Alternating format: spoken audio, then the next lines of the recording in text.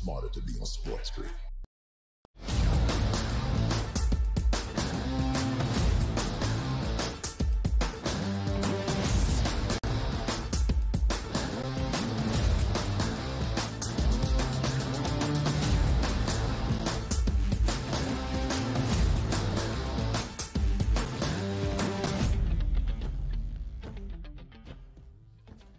It is hour number 3, our third and final round of 64 Friday, live right here on the early line on SportsGrid and all across that SportsGrid network. He is Joe Ranieri here all 3 hours in for Donnie Rightside on this Friday. I am Ben Stevens. We will continue to preview all 16 matchups that we have on the second full day of the big dance on the men's side here on the round of 64 Friday into this third hour. We will have a pick 6 for you, 6 of our favorite bets on this Friday. And into the weekend, it is the round of 32 starting tomorrow on a Saturday. Also, the round of 64 gets underway today for the women's NCAA Tournament in 2024. So many talented teams and stars, so many storylines and narratives to follow. Can Caitlin Clark, the best player we have seen in the history of college basketball, in my estimation, at least historically, stand on top of the sport as a national champion? Can South Carolina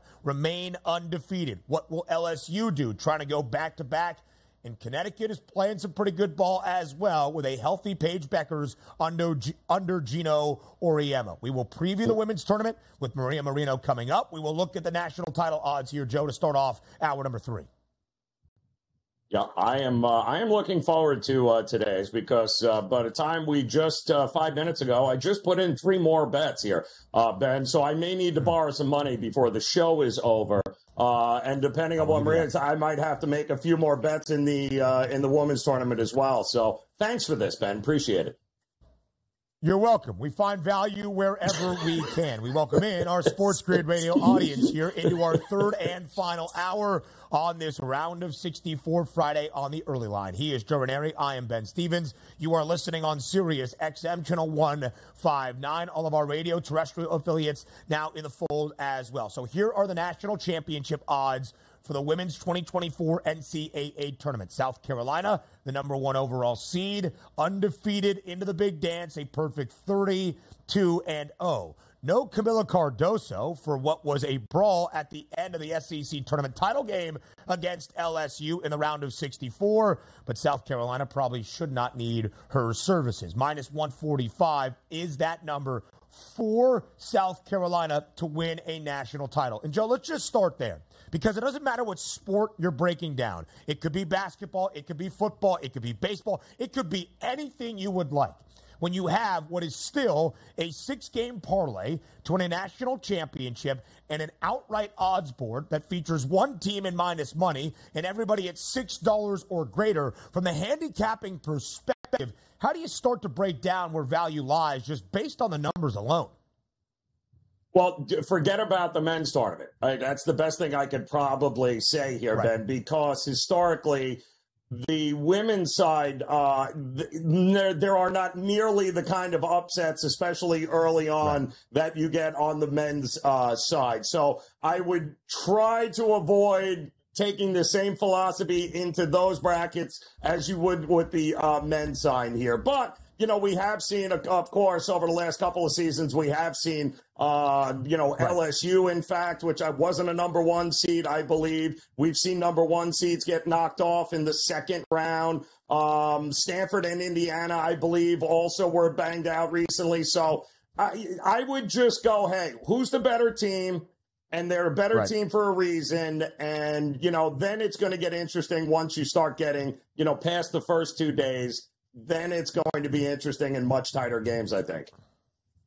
The Bayou Bengals were on that 3 line a season ago to take on Iowa in that national championship game. The Hawkeyes had to get past South Carolina, who was undefeated entering that game a season ago. But Caitlin Clark is Caitlin Clark, a 40-point triple-double in last year's NCAA women's tournament, the only 30 or then 40-point triple-double in the history of the big dance, either on the men's or women's side. And let's just call a spade a spade. South Carolina deserves to be an odds-on favorite, but that does not mean that upsets or value is not there. Because when you look at the portions of the bracket, Iowa has a gauntlet through Albany Region 2, South Carolina in Albany Region 1, a little bit of a more favorable draw. But when you look at Portland Region 4, for instance, USC is the top seed, UConn is on the 3 line, and yet the Huskies have the best price to win that portion of the bracket, to win that region, and the Huskies have the best number at 18-1 to win the national championship out of that portion of the bracket as well. Stanford has Cameron Brink. They are going to make some noise as well at 21-1. There are many talented Pac-12 teams, in my estimation, in this field. There are stars everywhere. Also out of the Big Ten, Ohio State on the 2 line, Indiana, a 4 seed that can make some noise with Mackenzie Holmes. Big news for Virginia Tech, by the way. Elizabeth Kitley, their big person down low, a star, not going to be available for Vaught Tech in this NCAA tournament, confirmed just a few days ago. But that's really what it comes down to. There is star power behind Iowa and Caitlin Clark, and she can win a game all by her lonesome, but let's not throw her supporting staff no love as well. Kate Martin is a veteran leader. You have Gabby Marshall is what she is called, but her last name is actually Marshall, a great three-point shooter, great defensively for the Hawks as well. Hannah Stolke runs the lane like the best of the bigs in college basketball, but the defense needs to be there for Iowa as well. LSU, Angel Reese. We'll continue the preview with Maria Marino, but again, there are some big value prices there, Joe, in the NCAA women's tournament where there is more parity in the sport than we had ever seen. But again, that's probably not multiple 1 seeds getting knocked off before the Sweet 16 and second weekend. Right, exactly. I mean, is there a Miami team this year that's going to come and shock world? I think it was Ole Miss that took down Indiana last year. So I do think ultimately the cream rises to the top here, Ben. And you are, to your point, though, the public is going to be all over whether they watched 1 minute of basketball or not this year. We all know where that money is rolling in on here. So there's not going to be a whole ton of value on Iowa moving along, but that doesn't mean they're going to get to the promised land. It's a lot of people thinking maybe LSU, it's them in South Carolina ultimately that'll be battling.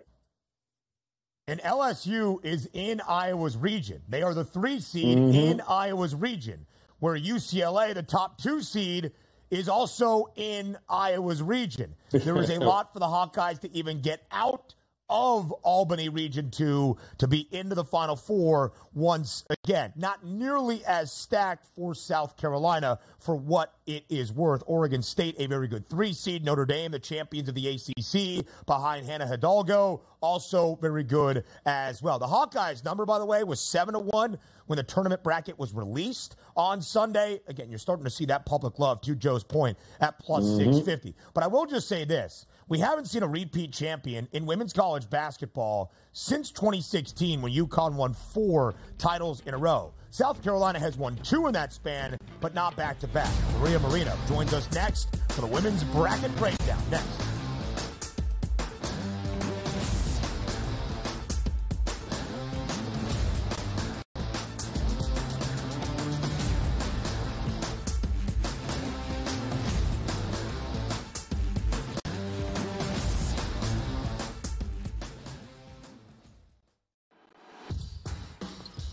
SportsGrid's going to have you covered for this NCAA tournament.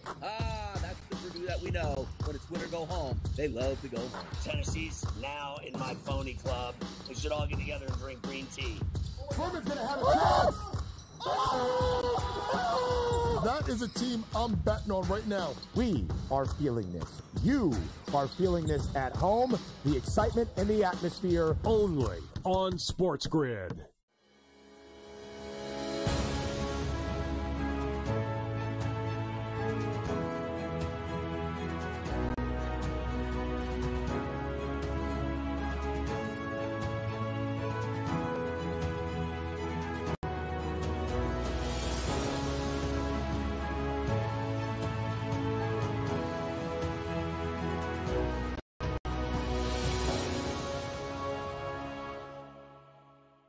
The Bostonian versus the Book. In the Big Ten, it's the same thing. No offense to you guys. This feels like the Penn State rule.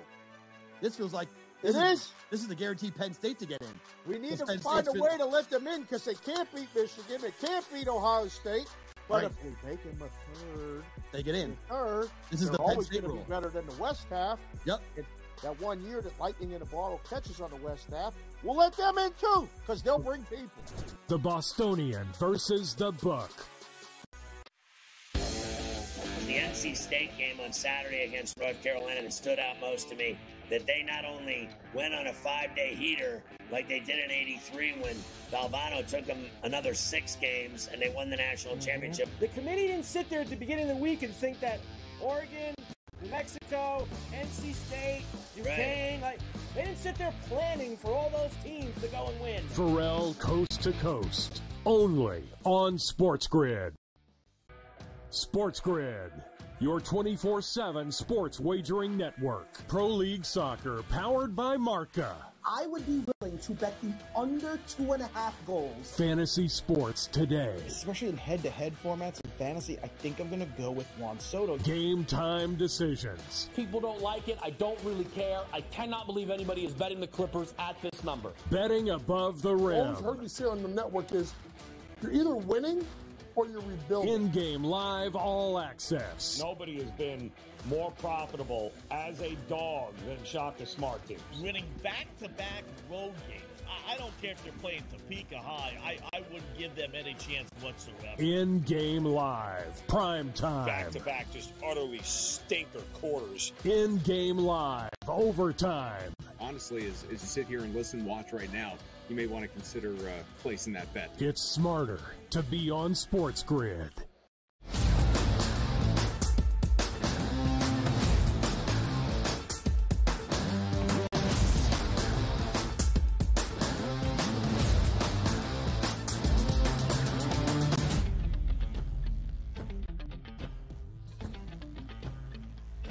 It is round of 64 Friday live right here on the early line on SportsGrid. The round of 64 at the 2024 Women's NCAA Tournament gets started on this Friday, and we give you everything that you need to know, how the bracket shapes up, those national championship contenders, and might we see any upsets early and often in this opening weekend. Live on this round of 64 Friday with Action Network's Maria Marino. She joins us here to go all around the women's big dance to tell you what you need for all of those betting angles here in 2024. Maria, your bracket breakdown. We appreciate the time here early on this Friday morning. I'll do my best. This is a difficult bracket, and I feel like there are more contenders than we've seen in a long time. Yeah, there is not nearly as much of the non-parity in women's college basketball as we maybe saw in the early aughts into the 2010s. I mentioned it right before you came on, Maria. Connecticut won 4 straight national championships from 2013 to 16. You know well, you were covering the Huskies at that time. But since then, we have not seen a repeat back-to-back national champ. So let's look at how the bracket lays out. The top 4 seeds in each region. In Albany 1, South Carolina, the undefeated team entering the tournament, is that top team, but keep an eye on Notre Dame. In Portland, Region 4, Texas is the top team, but Stanford is a team to be reckoned with out of the Pac-12. In Albany 2, Iowa and Caitlin Clark, the top overall seed, but last year's national champs. LSU in that region as well. And in Portland, Region 3, USC, the top team, but UConn, the 3 seed, has the best price to reach the Final Four. So, Maria, as you look at the bracket first and foremost, and the field of 64 now, which is the most difficult path to a Final Four appearance? Well, I mean, I think you hear everybody kind of jumping on the idea that the Albany 2 region with Iowa, with USC, with UCLA and LSU is a difficult region. But I honestly feel like all of these regions have some challenges to them. And, you know, even just looking at Albany 1, you know, Indiana is a really great team. Even Nebraska took Iowa to the brink in the Big Ten title game. Yeah. You know, a lot of Big Ten teams really tough. Going down to like Portland 4, NC State is, I think, a team that's maybe a little underrated at this point. They stumbled a little bit toward the end of the season, but I think earlier in the season, a lot of people expected that they would probably be a number one.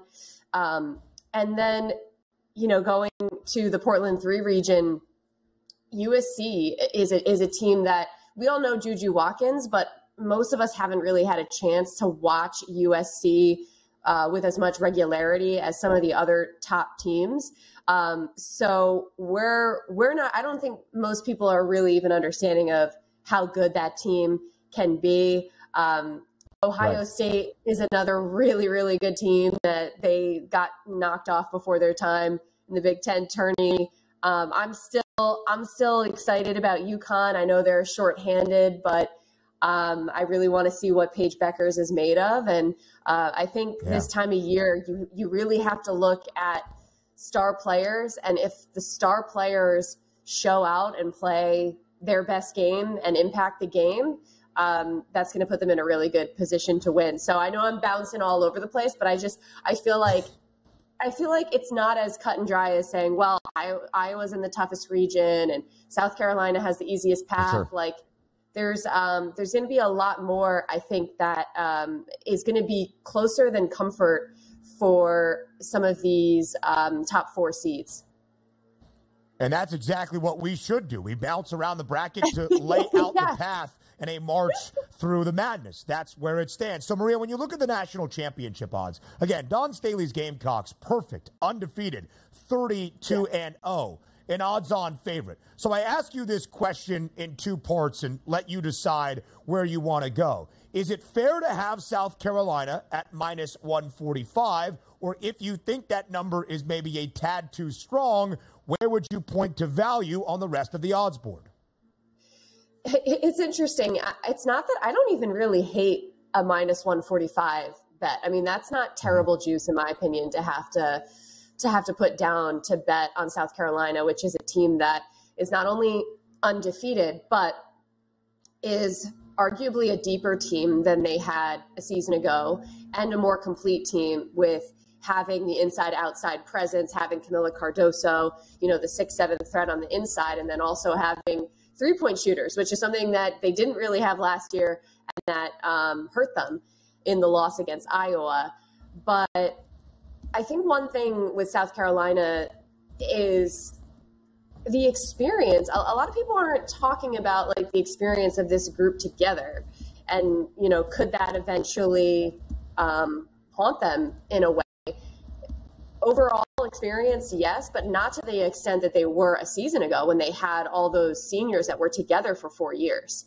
So that's something to look at. But as far as value elsewhere, when you go down the board and you see, LSU plus 650, Iowa plus 700, even a UConn at plus 1800, what's great about this is there's a lot of value to be had. So I certainly don't mind sprinkling a little bit on Iowa because, again, when you have the best player in the nation, that can make up for some lack of perhaps depth or lack of completeness elsewhere on the squad. And in the end, I think a lot of us are just looking for Caitlin Clark to be great. Like we're just looking for her to sort of complete that pantheon of accomplishments within her own career. Like, can she go out on top as a national champion in addition to, the NCAA's all-time leading scorer and things of that nature. So LSU, though, I find so intriguing because, and by the way, in my bracket, I'm voting all day for an LSU Iowa rematch. I know that LSU would have to get through UCLA, and that's not going to be easy. But listen, I'm filling out what I want to see, what's going to make me get the popcorn out. And LSU, people talk about Angel Reese. They have Haley Van Lith there. That's fine. Anissa Morrow is going to be the X factor on LSU because I've covered her when she played in DePaul, when I was covering the Big East, and she was doing damage, in DePaul, but not as many people saw it. But I think Anissa Morrow is that X factor who's relentless on the glass, who's clutch. So that one's going to be tough. but I ultimately like Lisa Bluter putting together a game plan against LSU. And if you remember last year in the national championship, you had some shooters get hot for LSU that if that doesn't happen again, I wonder if the result would have been different. Yeah, the Hawks better defensively, Maria, as we discussed in the commercial break this year than they had been last year. And Lisa Bluter has made that a point of emphasis in Iowa City. If we got a national championship game match with some bad blood between those programs in the Elite Eight, oh boy, that would be a ratings bonanza, and it would be just a wonderful basketball game. Final 45 seconds of this segment. Give us your final four. The is filled out. Who goes all the way to Cleveland, Ohio here in the NCAA Women's Tournament? Okay, so I have Iowa defeating LSU to get back to the Final Four, which I already alluded to. Now, in the Portland 3 region, I want to actually see another rematch in the Elite Eight. in the Sweet 16, I want to see UConn get revenge on Ohio State. So I'm putting UConn, and I'm having UConn beating USC, maybe a little bit of a biased pick there. South Carolina, of course, I'd be shocked if they didn't make the Final Four. And then a little bit of upset city in Portland for NC State, I think, to make it. Maria beat the buzzer. We're back on the early line next.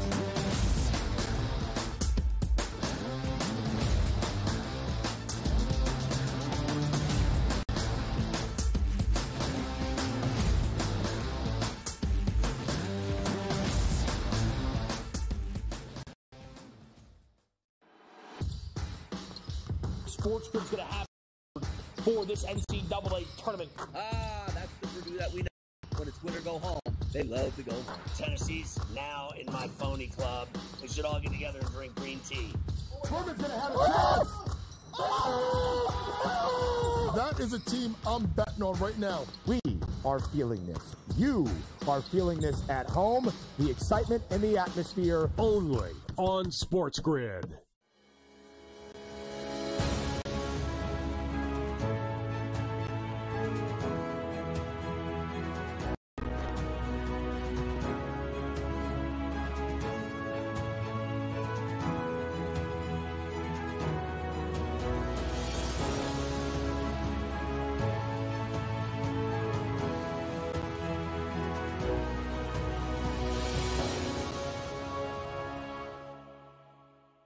The Bostonian versus the Book. In the Big Ten, it's the same thing. No offense to you guys. This feels like the Penn State rule. This feels like this is the guaranteed Penn State to get in. We need to find a way to let them in because they can't beat Michigan. They can't beat Ohio State. But if we make them a third, they get in. Third, this is the Penn State rule. Be better than the West half. Yep. That 1 year that Lightning in the Bottle catches on the West half, we'll let them in too because they'll bring people. The Bostonian versus the Book. The NC State game on Saturday against North Carolina that stood out most to me, that they not only went on a 5-day heater like they did in '83 when Valvano took them another 6 games and they won the national championship. The committee didn't sit there at the beginning of the week and think that Oregon, New Mexico, NC State, Duquesne, they didn't sit there planning for all those teams to go and win. Pharrell Coast to Coast, only on SportsGrid. SportsGrid, your 24/7 sports wagering network. Pro League Soccer, powered by Marca. I would be willing to bet the under 2.5 goals. Fantasy sports today. Especially in head-to-head formats and fantasy, I think I'm going to go with Juan Soto. Game time decisions. People don't like it. I don't really care. I cannot believe anybody is betting the Clippers at this number. Betting above the rim. All I've heard you say on the network is you're either winning or you're rebuilding. In-game live all access. Nobody has been more profitable as a dog than Shaka Smart teams. Winning back-to-back road games. I don't care if they're playing Topeka High. I wouldn't give them any chance whatsoever. In-game live. Prime time. Back-to-back just utterly stinker quarters. In-game live. Overtime. Honestly, as you sit here and listen, watch right now, you may want to consider placing that bet. It's smarter to be on SportsGrid.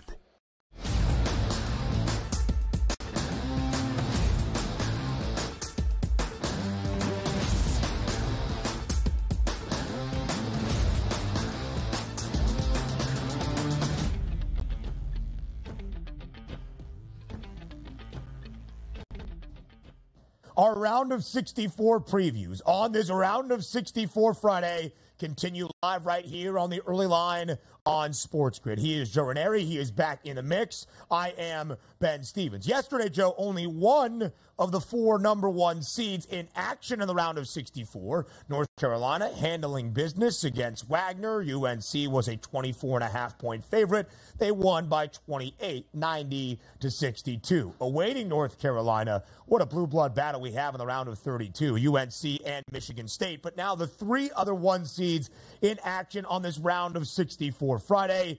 And we start with the number 1 overall 1 seed in the reigning national champs. That is Connecticut. UConn, a 26.5-point favorite against Stetson. The question is not, Joe, is UConn on upset alert? It's, can UConn cover a 26.5-point number? So, Ranieri, what say you? Yeah, I mean, listen, this is very much, I think, like what we got from Tennessee and St. Peter's yesterday, right? You're talking about a Stetson team that has only faced one NCAA tournament caliber team this season, and they lost that game, by 31 points at Houston. So Connecticut can certainly win this game by 30 points or more if they really wanted to, but I don't see the starters playing the normal allotment of minutes here, Ben. I see this game being out of control at the break. I think the bench minutes will be going in there, and then I think the Huskies take their foot off the gas. So if I was going to play anything in this game, I would look to back the under, simply because Stetson will not even have an answer offensively for the second team of Connecticut and what they're going to be able to do. UConn has been a 20 to 29-point underdog 4 times this year. They are a perfect 4-0 straight up, of course, and they are 3-1 against the spread. But Connecticut in non-conference play, including last year's run through the Big Dance, 6 straight victories, all by double digits, they have been incredible in the last 2 years. They are 27-1 straight up in non-conference action in the last 2 seasons, with an average margin of victory that nears 24 points per game. Dan Hurley's Huskies against non-Big East teams, darn good. And, oh, by the way, they won the Big East regular season championship and the tournament title this year for the first time since 2011, in the conference tournament, in the regular season for the first time in nearly 25 years, a 25-year span where they have won 5 national championships. So Houston did not win its conference tournament crown in the Big 12 title game against Iowa State. In fact, they got their doors blown off by 30 points. There is a thought, Joe, that the Cougs under Kelvin Sampson probably had a rough week at practice to re-emphasize the intensity needed in the month of March. Houston, 23.5-point favorite against Longwood. Longwood, the champions of the Big South. How tough of a test is Longwood in for today?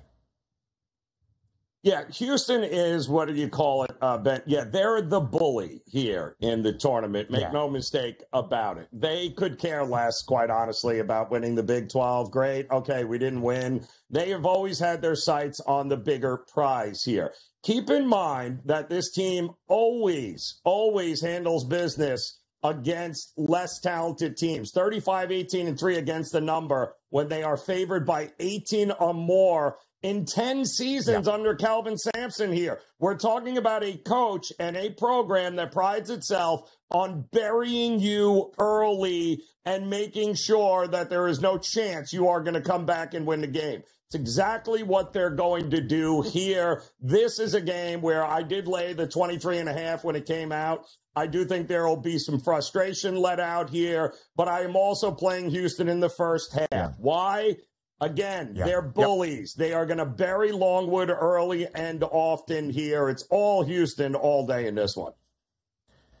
Yeah, so Longwood's team total is 52.5. I kind of like the under of that number for the Lancers. Now, when you look at 16 seeds, not every 16 seed is created equal. Some are the best team in their mid-major conference that maybe doesn't have the highest value or esteem nationally. And then some go on a magical run in a week in March to win their conference tournament when they are not the 1 seed, the 2 seed, the 3 seed, or the 4 seed in conference tournament action. The Lancers were 6-10 in the Big South in the regular season, but Griff Aldrich and his team got hot at the right time. With that being said, Longwood does not take a lot of threes. Bottom 20 in terms of their three-point attempts in comparison to their overall field goal shots.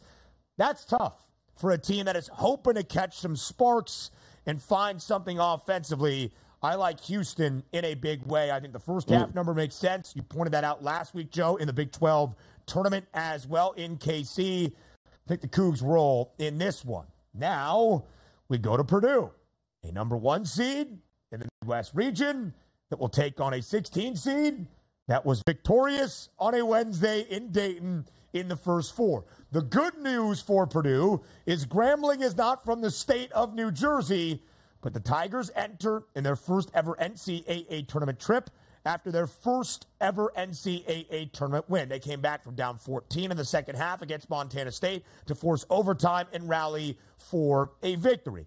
Joe, the narratives are already there for Purdue. The regular season really doesn't matter at this point. What Purdue does now is really what counts. In my estimation, and as everybody knows, it's a Final Four trip. It's not winning in the round of 64, but this would go a long way to silence some of those doubters if Purdue makes a statement in the round of 64 against a 16 seed. A 26.5-point number in favor of the Boilermakers.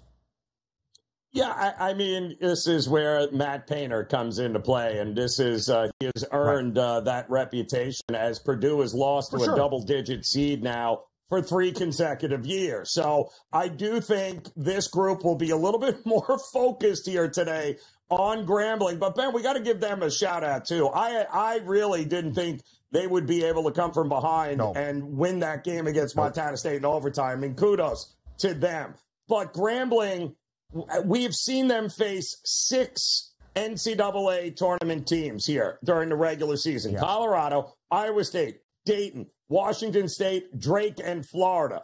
And they lost all of those games by an average margin of 31 points. This is not going to get any better for Grambling, unfortunately. I do think Purdue will stave off a 4th consecutive double-digit loss early in the tournament here. I think they will roll in this game. So, shout out to Dante Jackson and the Tigers for playing the 4th most difficult non-conference schedule in all of college basketball. You're right, Joe. They have played a ton of tourney teams. It has not gone very well, but maybe they're intimidated by the size of Zach Edey or Purdue on the jersey on the other side. Again, Purdue wins this game, whoop-de-freaking-do. I think they would cover 26.5, and that would do a big bit for silencing some of the doubters on the Boilermakers. But just getting to the round of 32 isn't the answer. Even getting to the Sweet 16 is not a level of success for Purdue. It is this group this year changing the long-standing narrative in West Lafayette, led by Matt Painter, that in the last 43 years, since 1980, the Boilermakers have not reached the Final Four. I believe this is the team to do so this year. Again, a good performance tonight.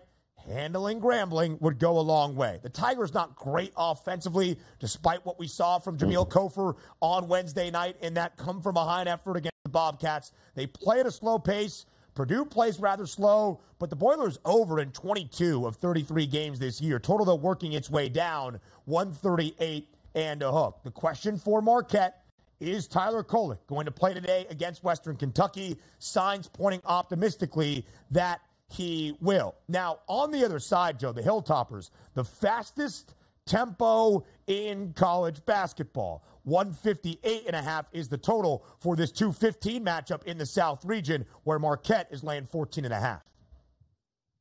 Yeah, and by the way, Purdue playing about 60 miles away from campus, too. Keep that in mind. So I would imagine that's going to be a very pro-Purdue crowd there. Listen, Marquette, Kolek appears to be on his way back and will be available to them, which is phenomenal. Listen, the Achilles heel for Marquette this year, 0-3 against the number against Connecticut. 20-10-1 against the number against everybody else. And they have always played relatively better against worse teams, right? So I don't see how that changes here with Marquette and Shaka Smart. I think they'll have the boost that Kolek is going to provide for them. Oh, no, by the way, Marquette 11-2 against the number when they are a favorite coming after a loss. That's over the last 2 seasons. This team responds after losing. I think they responded a big way here. I don't hate laying the number in this one. So Marquette won 14 games since the middle of January. They dropped 4 rather. 3 against Connecticut, 1 against Creighton in the first game without Tyler Kolek. But in those 14 wins, 14-4 since the middle of January, they covered in all 14 wins. And so to only lay 14.5 against what I think is a good 15 seed in WKU, again, fastest tempo in the country. I think we see some offense if Marquette wants to work Tyler Kolek back in. How long does he play in this game in the round of 64? Would depth be an issue? I'm not so sure. But you're only laying 14.5. In comparison, Iowa State, 15.5-point favorite against South Dakota State last night. Won and covered. Tennessee laid 21.5 against St. Peter's. They won by 30+. They covered. Arizona did not cover by the hook, but won by 20 as a 20.5-point favorite against Long Beach State. Keep that in mind. The pick 6 for the round of 64 Friday. Next.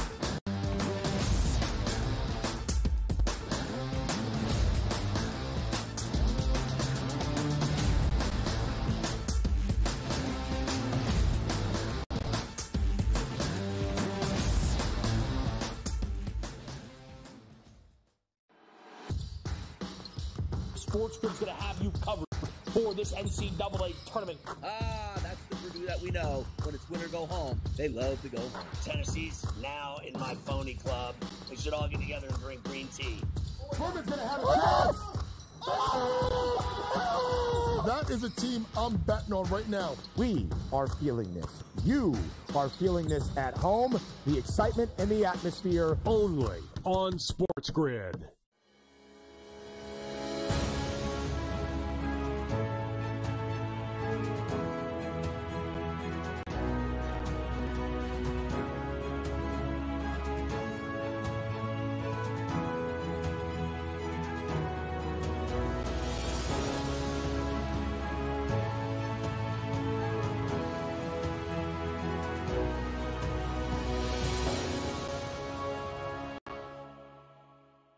The Bostonian versus the Book. In the Big Ten, it's the same thing. No offense to you guys. This feels like the Penn State rule.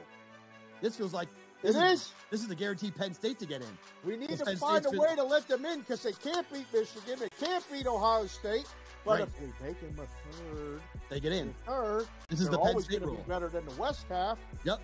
That 1 year that Lightning in a Bottle catches on the West half, we'll let them in too because they'll bring people. The Bostonian versus the Book. The NC State game on Saturday against North Carolina that stood out most to me, that they not only went on a 5-day heater like they did in '83 when Valvano took them another 6 games and they won the national championship. The committee didn't sit there at the beginning of the week and think that Oregon, New Mexico, NC State, Duquesne, they didn't sit there planning for all those teams to go and win. Pharrell, coast to coast, only on SportsGrid. SportsGrid, your 24/7 sports wagering network. Pro League Soccer, powered by Marca.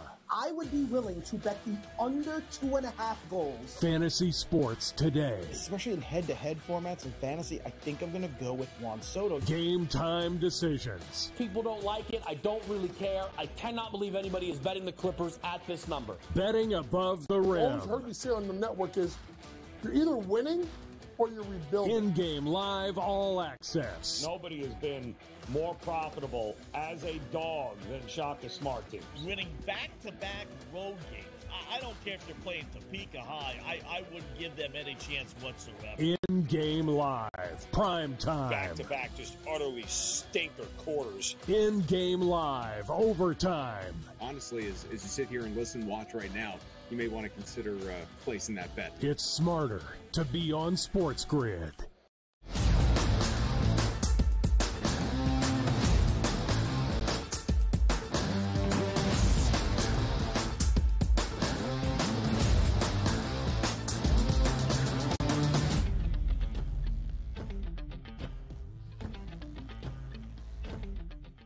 A second day in the round of 64, the 2024 Men's NCAA Tournament.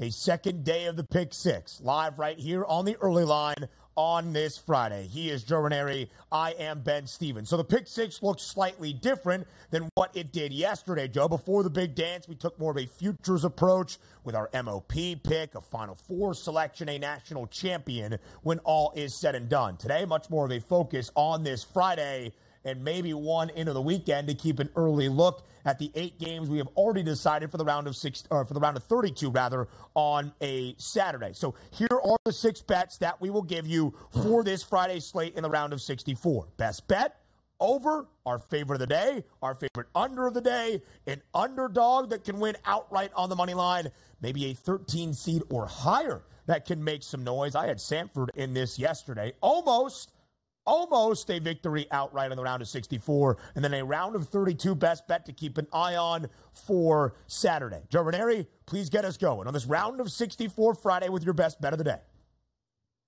Best bet of the day is going to be Wisconsin for me. This is just a outclass kind of game here. Wisconsin playing the number 3 strength of schedule in the country this year, and James Madison absolutely not playing a strong schedule this year, having only taken on 3 teams inside the top 150 here. And by the way, came against App State and they lost. And you mentioned a interesting thing earlier, Ben, about this game, about how we've seen Greg Gard and this Wisconsin team allowing 37% from beyond the arc. That's number 345 in the country. But here's the thing. Greg Gard teams have only allowed 33% three-pointers or less over the last 5 years. I think there is regression, positive regression, coming for Wisconsin, and I think their ability to step up with the experience and strength of schedule, this is an easy one for me. Wisconsin to run away with it. Wisconsin, a 5.5-point favorite in Brooklyn against JMU, who enters this tournament alongside UConn with the most wins of the field of 68 now, 64, and we also lost about 16 yesterday as well. JMU 31 wins this year, including over a Big Ten team on the road in East Lansing against Michigan State to start off this season. That's why there's so much notoriety, and deservedly so, behind the Dukes. But Wisconsin playing really good basketball at this moment, looking like the Wisconsin of the first 3 months of the year and not the Wisconsin of February. I also focus on a Big Ten team. History at stake tonight for Nebraska. There are 80 high major Division I college basketball programs on the men's side, and only one has not won an NCAA tournament game in its history. That is the Cornhuskers from Lincoln. They're a slight favorite, minus 118 money line in their opening round of 64 matchup tonight against Texas A&M. Oh, by the way, some bad blood between A&M and Nebraska. Trev Alberts, the former Nebraska All-American on the football field, who was their AD since 2021, left last week to go to College Station to become the athletic director for A&M. Some added incentive and motivation. But really, Joe, outside of the narratives for me, Nebraska's going to have to rebound the basketball. Texas A&M is great on the offensive glass. That is the biggest thing.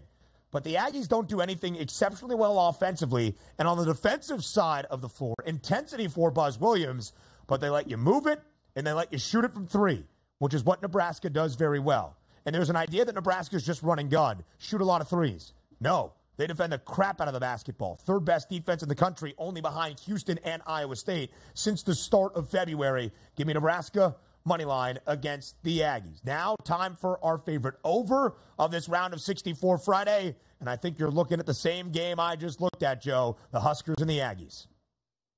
I agree 100% here, Ben, with your pick there. I also think this game has got over written all over it. We talked about Buzz Williams making that, philosophical change after a 5-game losing streak, which had them on the outside looking in. They sacrificed defense. They sacrificed rebounding for more offense, and that has worked for them. 5 straight overs, 11-2 to the over in their last 13, and we all know Fred Hoiberg in Nebraska, 17-5 over run. This one's easy for me, up and over. Over 146.5. That is the total right now for A&M and Nebraska. I go Marquette in Western Kentucky over 157.5. If Tyler Kolek plays for the Golden Eagles, great. Let's see more offense. But the Hilltoppers, Joe, of WKU, the fastest team in college basketball. They've gone over in 5 of their last 6, 8 of their last 12. Now, Marquette played 2 teams in the Big East and only 2 that ranked in the top 30 in terms of adjusted tempo. That would be St. John's and Xavier. 2 of those games under, 2 of those games over, rather. I think we see some points. Now, I don't love over on the board today. I'm much more of an under better on this round of 64 Friday, but that would be the over that I look to. So as we talk about unders, Joe, which game catches your attention to see a minimal amount of scoring, at least under the pregame total?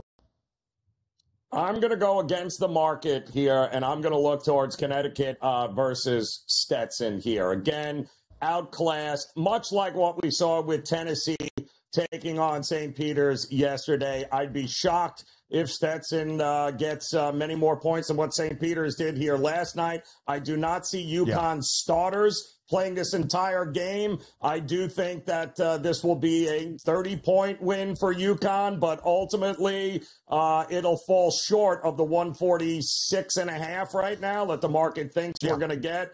I think under is not a bad look.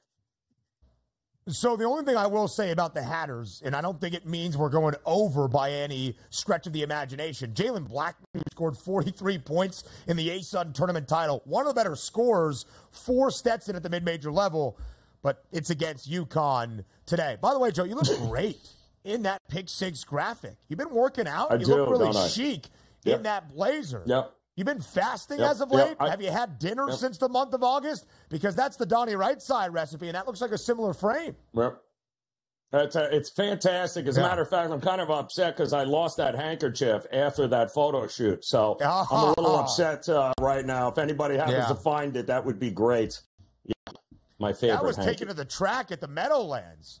Listen, Donnie's not watching the show. I guarantee you that. So I feel free in saying this. Maybe the frame is the same, but the face looks a little bit more sharp, just in my estimation. So as we keep it rolling around our pick 6 on this round of 64 Friday, my favorite under, Grand Canyon, St. Mary's, under 131.5. 2 great defensive teams that make it very difficult to score against them. 2 teams that play with a slow tempo. And I said this before, I'll say it again. St. Mary's has played either 9 games against teams that reached the big dance or were a power conference foe. 7 of those 9 games to an under. And like you, Joe, I think St. Mary's controls the pace. I think they cover as a 5.5-point favorite. I certainly believe the Gales win outright, and it's not that trendy 12-5 upset that many people think it is for Grand Canyon. So I like the under of 131.5 between GCU and St. Mary's. From unders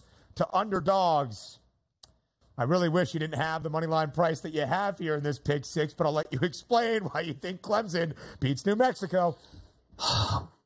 Well, listen, the market is telling you this is a toss-up game for the most part. So, I mean, it's opened up 1.5. It's now 2.5. And I get it because New Mexico, obviously very trendy here with the public, watching them beat San Diego State, taking down the Mountain West. But let's not forget, just 2 weeks prior to the Mountain West Conference Tournament, this team was a toss-up. They could not put it together. They won it. Congratulations. But I think people have slept on Clemson because they had a handful of very, very bad games during the season, which people kind of stuck a fork in it. But let's not forget, this is a team that went on the road and beat North Carolina. They should have beaten Duke if it wasn't for the refs late in a game here. I just think at plus 2.5, you might as well just pick the winner here, and I think Clemson is going to show up here today. Now, when this line opened up on Selection Sunday, the 6-11 matchup in the West region, it was virtually a pick 'em. It worked to New Mexico, but it hasn't worked more like we've seen with the numbers for FAU against Northwestern or, for instance, TCU against Utah State. I'm nervous. I've got New Mexico going very, very far in a lot of my brackets and a couple of Final Four sprinkles on Patino's Lobos. That's Richard Pitino, Rick's son, by the way. Yeah, that's going to be a sweat tonight. All right, that'll be fun. My underdog of the day is Colorado money line against Florida. Now, I agree with the idea that Florida can control this game, and Florida is playing their best basketball of this season. But Colorado has won 9 of their last 10. They have covered in all 9 of those victories, and they have covered in 6 consecutive as a single-digit favorite. They're the slight underdog right now, but it's virtually a pick-em. Both teams are outstanding offensively. Colorado is better on the defensive side of the floor, and I'm going to trust the trend that unless Grambling pulls off the improbable once again against Purdue that we have seen in 12 years of the first 4, 11 of those 12 years, a first 4 team that was victorious in Dayton wins at least a game in the round of 64. Yesterday, those 2 first 4 teams, Colorado State and Wagner, fell short. I think Colorado is the best chance to do that against Florida, and now even money price on that money line. Give me Colorado, but still the underdog against the Gators. A 13 seed or lower today, Joe, that we think can win on the money line. Not as many options as the round of 64 Thursday, so both you and I going with the Cougs, the champions of the Coastal Athletic Association, that is the CAA. Yeah, and it's just, listen, we've seen what the SEC has done thus far here, Ben. It has not been pretty, right? And Alabama might have been the team I had the least confidence in coming into the tournament.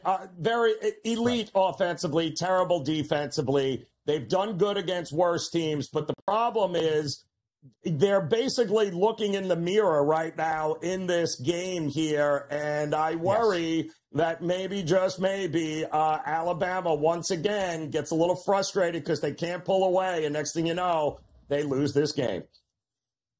It's a really good point, Joe, because Alabama plays with one of the 15 fastest tempos in the country. Charleston in the top 60. Charleston actually takes 47% of their field goals from beyond the arc.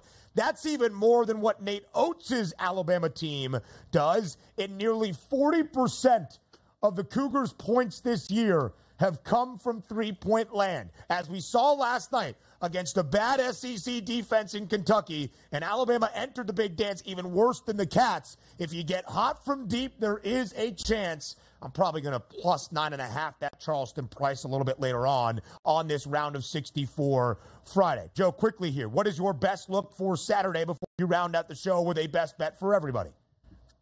I'm going with the 4-5. I'm taking Gonzaga, laying the 3.5 here. What we've seen from Kansas last night is exactly what you're going to get. Not enough depth as this tournament moves on, and they got enough health there, Gonzaga, to be able to run away from them.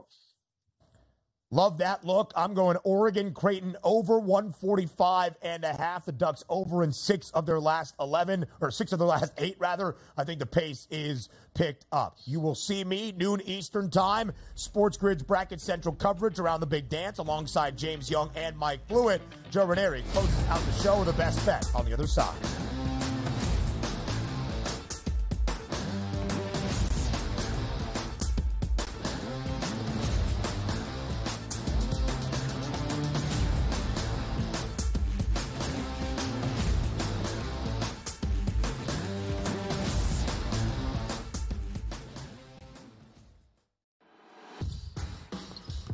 SportsGrid's going to have you covered for this NCAA tournament. That's the Purdue that we know. When it's win or go home, they love to go home. Tennessee's now in my phony club. We should all get together and drink green tea. Furman's going to have a chance. That is a team I'm betting on right now. We are feeling this. You are feeling this at home. The excitement and the atmosphere. Only on SportsGrid.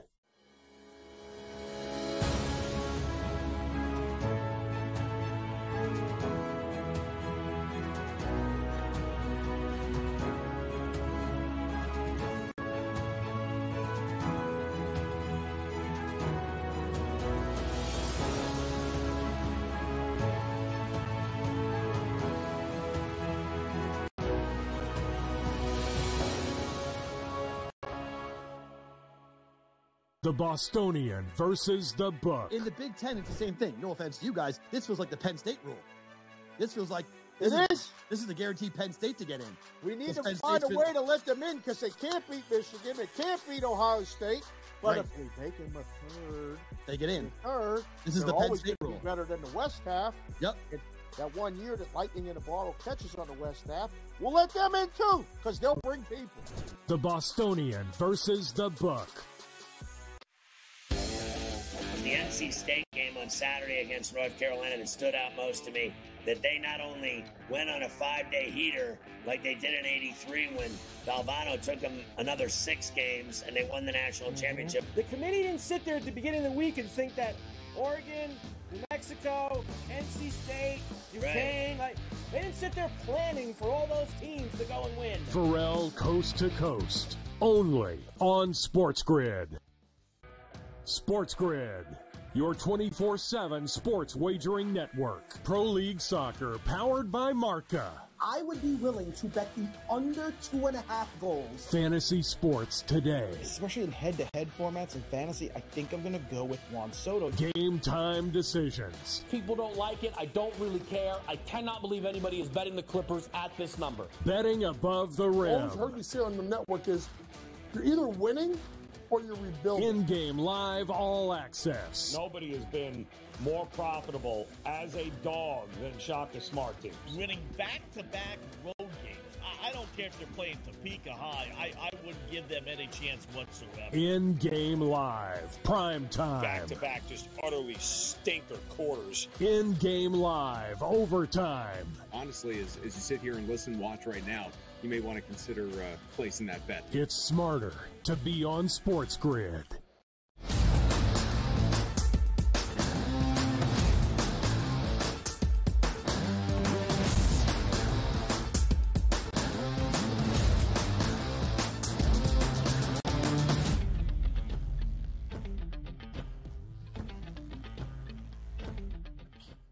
All right, welcome back into the early line here on the SportsGrid Network. You'll see Ben Stevens coming up at noon for extended live bracket coverage here as the games in day 2 will be kicking off here, and looking forward to another absolutely crazy, chaotic madness here in college basketball. Looking very forward to it as well, and I'm looking forward to it because I do have one bet that I just like heads and tails above everything else, and that is going to be TCU out of the Big 12 taking on Utah State, who I think is just hands down one of the more overrated teams that have made or took an at-large bid here coming out of, that's right, the Mountain West. And if you guys have watched the show, you know how I feel about the Mountain West teams here. Do not trust them. I'm even a little worried about San Diego State here today, although they should handle business. But Utah State, great season, 27-6, fantastic. They did go 9-0 in games decided by 5 points or less. Inexplicably, they have somehow managed on the three-point defense to only allow 29% to their opponents. This is not a good defensive team here. In fact, they're number 303 when it comes up to 2-point defense, which happens to be exactly where TCU thrives. I get the better conference team, more experience, and the numbers just favor TCU. So I am laying the 3.5 over them here today and look forward to them advancing to the next round. But we've got plenty more coming up for you here on the SportsGrid Network. When it comes to Newswire, straight ahead with Mike Blewett, he'll take it over from there, leading right into live bracket coverage here as the madness continues. Coming up at noon, want to thank Ben Stevens for having me on here today, filling in for Donnie. We'll be back, of course, on Monday. Until then, best of luck with all your plays today. We'll talk to you again soon.